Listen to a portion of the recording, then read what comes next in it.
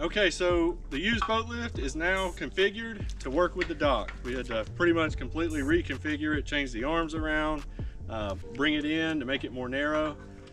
Now we're gonna actually put it in the boat dock.